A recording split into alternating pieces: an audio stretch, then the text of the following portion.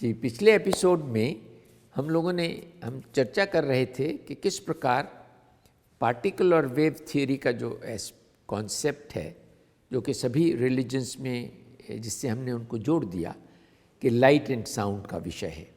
तो हम सब लाइट एंड साउंड हैं और वो ज्योति और श्रुति हैं हम। तो अब जब ये सारा ब्रह्मांड बन गया, जो पिछली वीडियो में आपने देखा कि आपकी धरती बन गई और किस प्रकार उस पर पानी आ गया, और अभी वो जो बेसिकली 3 चीज़ें थी वो नज़र आने लगी, फ्लोटिंग मटेरियल बॉडीज़ और जो ताकत उसको चला रही है, मैग्नेटिक ग्रेविटेशनल फील्ड्स। अब मैं उसका जिक्र करता हूँ कि वो जो फील्ड है जो इसको चलाती है, उसको हम ब्रह्मंडी मन कहते हैं, यूनिवर्सल माइंड। उसमें क्या क्या चीज़ें हैं जो हमने पहले बात किया था कि उसमें लॉज ऑफ नेचर और information system, 2G, 3G, 6G सब उसी से चलते हैं ना। और उसमें कुदरत का कानून है, जैसे मैंने पहले बताया कि एप्पल गिरता है तो न्यूटन कैलकुलेट करता है उनको सबको। तो इस प्रकार उसमें लॉज ऑफ नेचर और इंफॉर्मेशन सिस्टम है।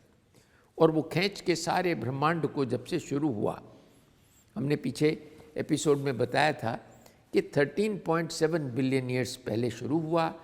हमारा सूर्य कोई 4 बिलियन ईयर्स पहले बना और टोटल ख़त्म हो जाएगा कोई 22 बिलियन ईयर्स में। ऐसा करके वो from big bang to big rip करके, ये फ़ोटो आपने देखी होगी लास्ट में भी, इस दफ़ा भी आप ये देख लें कि ये शुरू हुआ है और ये ख़त्म हो जाएगा। लेकिन जो इसमें चलाने वाली ताकत है, जिसको मैं ब्रह्मंडी मन कह रहा हूँ, उसको हमारी क्रिएटिव इंटेलिजेंस ने, सभी लोग हैं ना वही, सब जीव जंतु तो वही है, तो हमारी क्रिएटिव इंटेलिजेंस ने उस ब्रह्मंडी मन से, यूनिवर्सल माइंड से काउजल माइंड एक्वायर किया। काउजल माइंड को हम लोग हिंदी में बोलते हैं कारण मन और कारण शरीर। तो कारण मन जो है उसमें तो इंफॉर्मेशन सिस्टम, सारा ज्ञान उसका, तो उस माइंड को एक्वायर किया गया जिसमें ये चीज़ें विद्यमान हैं, इंफॉर्मेशन सिस्टम और लॉज ऑफ नेचर। तो लॉज ऑफ नेचर को बहुत अच्छे से मैं बयान करना चाहूँगा कि तीसरा लॉ जो न्यूटन बयान कर रहे हैं, every action has got an equal and opposite reaction. तो उन लॉज को ऐसे बयान किया जाता है कि इनर्शिया, मास एंड एक्सेलरेशन, और तीसरा every action has got an equal and opposite reaction. If one molecule moves the whole cosmos shakes, इस प्रकार साइंस वाले बयान करते हैं कि एक छोटा सा मॉलिक्यूल अगर हिलता है तो सारा ब्रह्मांड हिलता है। तो इस प्रकार उस ब्रह्मांड से हमारी क्रिएटिव इंटेलिजेंस ने, जिसको हम आत्मा भी कह सकते हैं, उसने एक्वायर किया कारण मन और कारण शरीर का स्केच। कारण क्या था? इस दुनिया में आके इसको महसूस करना और प्रोक्रिएट करना, इस क्रिएशन को आगे बढ़ाना, पीस और हार्मनी में सब चीज़ों को आगे चलाना।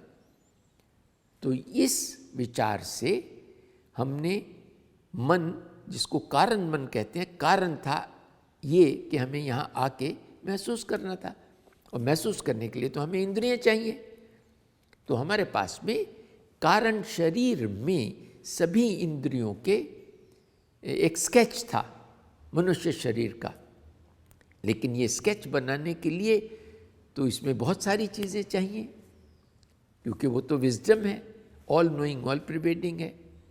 तो हमारी क्रिएटिव इंटेलिजेंस ने उस कारण मन और कारण शरीर को रिफाइन किया, और क्योंकि वो तो विजडम है ना, उसने उसको रिफाइन करके सूक्ष्म मन और सूक्ष्म शरीर का निर्माण किया।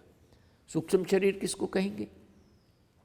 जैसे आपको स्वप्न अवस्था में कभी कभी अपने सूक्ष्म शरीर नजर आते हैं, तो सूक्ष्म शरीर में वो इट विल बी लाइक उसको हम कह देंगे कि एक ड्राइंग है, जैसे ब्लूप्रिंट बनाते हैं।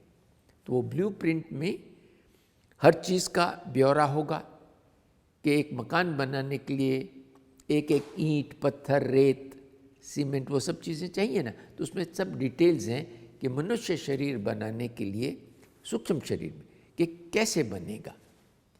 अब हमारी क्रिएटिव इंटेलिजेंस ने शरीर बनाना है तो वो स्थूल शरीर और स्थूल मन बनेगा।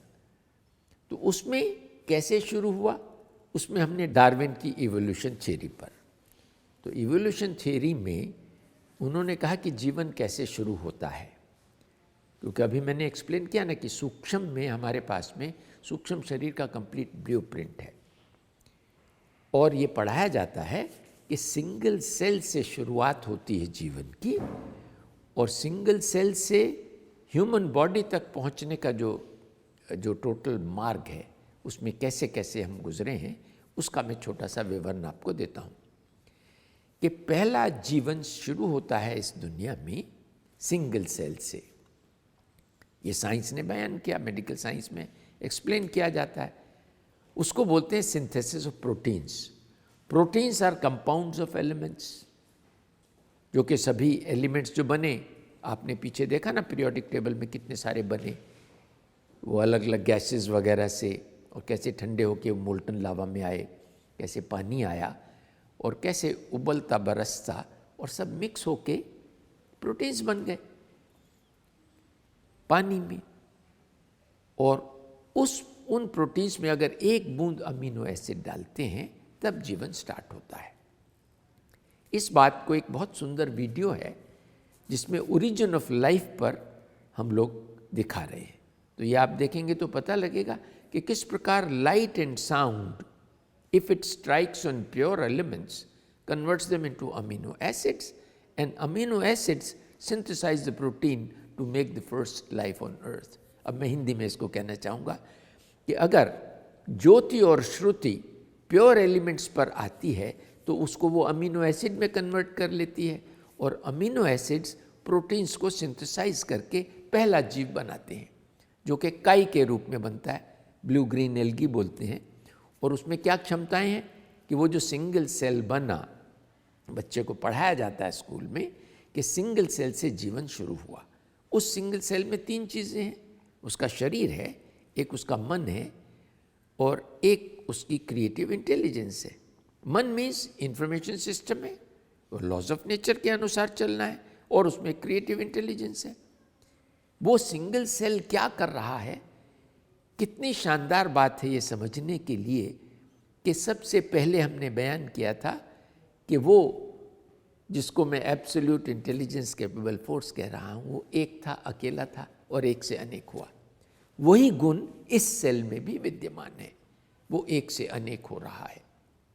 तो परमात्मा के गुण उस छोटे से सेल में भी विद्यमान है, और वो अपने हिसाब से, क्योंकि मेरे यहाँ जो मैंने अभी बयान किया था एपिसोड में कि हमारे पास में जो ब्लूप्रिंट है जिसमें सब इन्फॉर्मेशन है कि हमें कैसे मनुष्य शरीर तक पहुँचना है, क्योंकि एक एक सिंगल सेल से, एक एक जीव से होते हुए उसको बहुत अच्छे से रिफॉर्म करते हुए, ट्रांसफॉर्म करते हुए मनुष्य शरीर तक जाना है। तो इस विषय पर सभी क्रिएटिव इंटेलिजेंसेस ने काम करना शुरू किया, और एक एक सेल से होते हुए डार्विन की इवोल्यूशन थ्योरी के द्वारा, क्योंकि हमने उसको नए नज़रिए से देखा, डार्विन की इवोल्यूशन थ्योरी को। कई लोग उसको मानते हैं, नहीं भी मानते हैं। When the eternal darkness is shattered by God's own thunder, in the mercurial blackness, the power to transform is unleashed with Zeus's lightning bolt. Begetting in its sulfurous wake chemical progeny, a litter of new forms emerge: amino acids, sugars, triglycerides, nucleotides.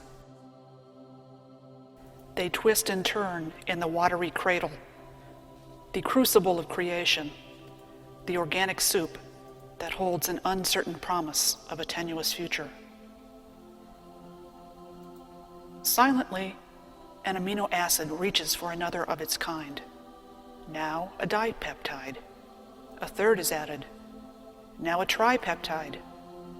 An eon or two of time passes. There is no hurry, no deadline, no plan. Only the endless testing of combinations, the relentless search for a stable outer shell of electrons. In the fullness of time, a protein is made, and then a carbohydrate, and at last, nucleic acids, the keeper of the code. The template of our inheritance is at last written. Encircled and enveloped by the Janus-faced one, seeking both water and lipid, a rippling membrane divides the world, creating inside and outside, the self and the other. Immortality is forged through the marriage between DNA and protein, a reciprocal bond, a chemical yin and yang, from which cellular obsession, practiced over and over, 1 trillion times per second, endlessly copying the genetic legacy bequeathed by our ancestors, ceaselessly transcribing the encoded messages. A seeks out T, G accepts only C. Our biochemical bedrock, the ubiquitous proteins, is formed. And from so simple a beginning, the power to create life is unleashed on an unsuspecting planet. तो हम तो अपने इस concept में हमेशा विज्ञान को update करते रहेंगे। हम उस नज़रिए से देख रहे हैं कि क्रिएटिव इंटेलिजेंस ने वो मटेरियल यूज़ किया, एक्वायर्ड माइंड यूज़ किया और बॉडी क्रिएट किया। तो मैं ये कह रहा हूँ कि we have got an acquired mind and a created body, और आहिस्ता आहिस्ता ये सब होते होते we created the crown of creation, the human body. तो आज का यह एपिसोड हम यहाँ समाप्त करते हैं कि आपकी क्रिएटिव इंटेलिजेंस जो कि एब्सोल्यूट से जुड़ी है, कैसे उसने लॉज ऑफ नेचर एक्वायर किए यूनिवर्सल माइंड से, और कैसे उसने पहला सेल, पहला जीव बनाया सिंगल सेल के रूप में, और वो बनाते बनाते मनुष्य शरीर तक हम कैसे आए। अगले एपिसोड में हम इस विषय पर और बेहतर चर्चाएं करेंगे और ये बताएंगे कि किस प्रकार हम इसको आगे बढ़ाएंगे। Thank you very much.